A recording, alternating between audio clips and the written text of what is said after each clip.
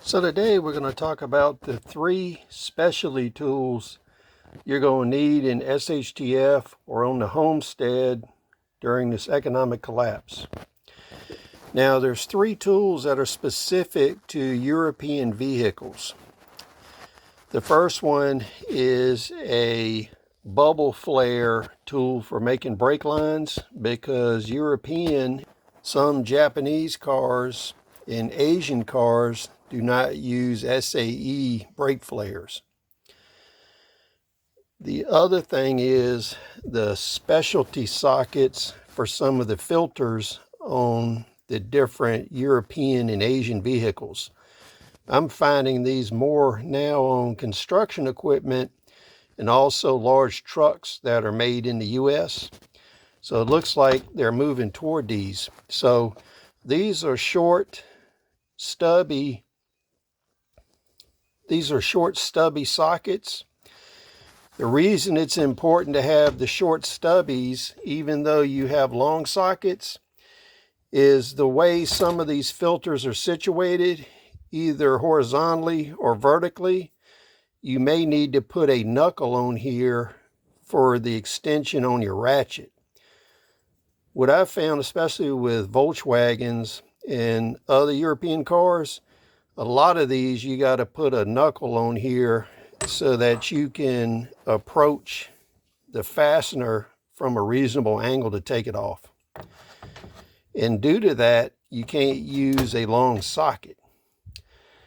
Now the third type of tool is the thin wrenches. These are large thin wrenches in metric. These are 21 millimeter, 22 millimeter, 24. These are the standard size, like a 15 millimeter, 13, or 14. You can see how thin these are. So when we talk in detail about these, what you want to keep in mind is this is used on a lot of hydraulic fittings, brake line fittings, and it's also extremely handy for silencers. So if you're running sound suppressors and silencers, thin wrenches make getting them on and off after they've expanded from the heat very easy, because you can see how thin this is. You can put two of these side by side and they fit the flanges on most sound suppressors. So I keep a complete set of English and metric thin wrenches. But what you got to remember is you can't put a whole lot of torque on these because you see how thin they are, even though these are heat treated. Now, when I bought my sets, you couldn't buy a complete master set, so you had to buy the large ones individually. But I believe Capri makes a master set now. So I used the Capris, which I got off of Amazon, for thin wrenches. And then I also have a real old set of plumbing thin wrenches that you use for working on wells and stuff that were made in America many years ago. So occasionally you can find used American-made equivalent tools. If you can't, you can get the Capri, and the Capri sets are adequate quality and adequate utility. They're not real high-end, but they are a serviceable good tool. WorkPro, which I also bought off of Amazon, is a source where I found these stubby sockets for doing the filter work. These are a all-around good tool. You can use them on a lot of different things. These are impact rated. I've had some oil filters that people over-torqued on European cars that I had to use an impact driver and these to get them off. So this is an excellent addition.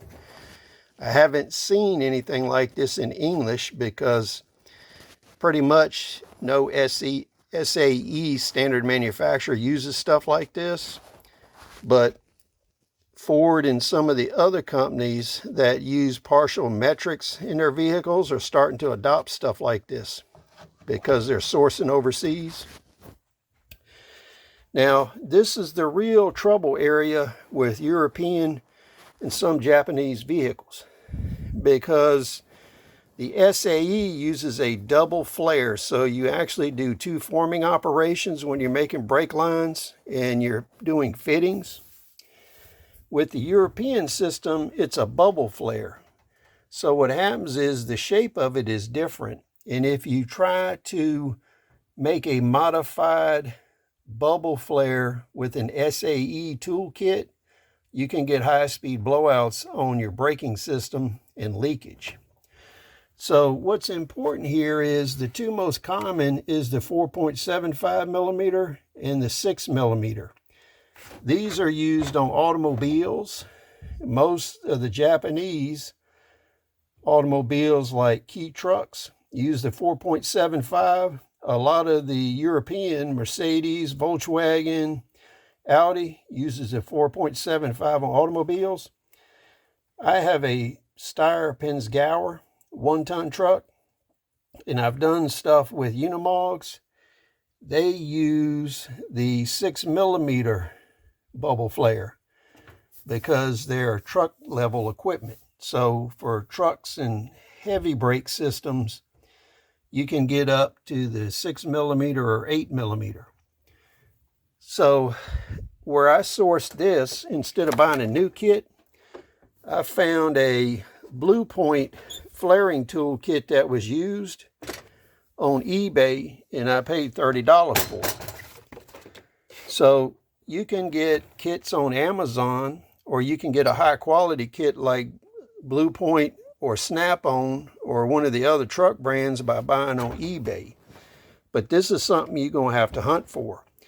But moving forward, you're going to reach the point where you can't access these tools if things keep going the way they are. So these would be important considerations to add to your shop for SHTF. So please share your thoughts. We'll see you on the next video.